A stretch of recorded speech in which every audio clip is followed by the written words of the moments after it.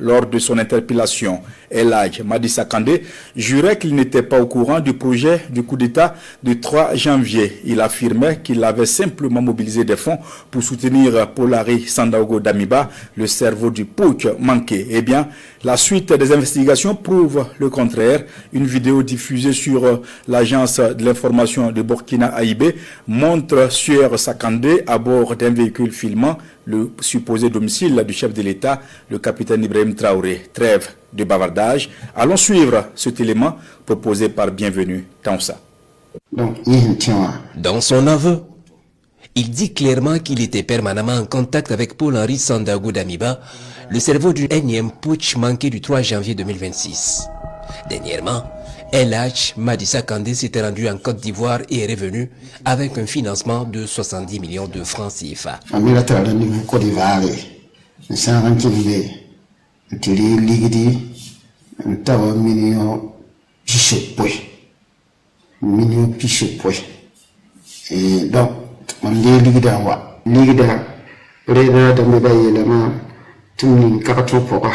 Mais visiblement, son rôle allait au-delà de faciliter les contacts et certaines transactions financières. Dans la capitale burkinabé, voici une balade peu ordinaire. Madissa Kandé et son acolyte, l'adjudant de police Moumouni Soré, promis au poste de DG de la LONABé, sont en mission de reconnaissance. C'est en sa compagnie que Sieur Sakandé avait effectué le déplacement de Ferké en terre ivoirienne.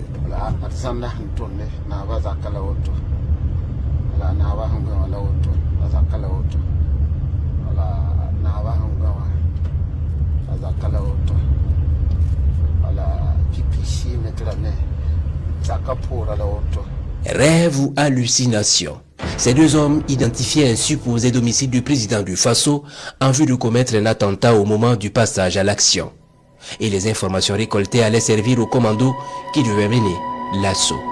S'exprimant en langue nationale maori, El Hadj Madissa Kandé et son compagnon de route s'informent sur la localisation du supposé domicile et ses différentes portes d'accès. Alors qu'il jurait au moment de son interpellation d'être au courant de rien, Madissa Kandé avouait avoir simplement mobilisé des fonds pour aider Paul Henri Sandaogo Damiba, alias le patriarche, mais la suite des investigations prouve le contraire.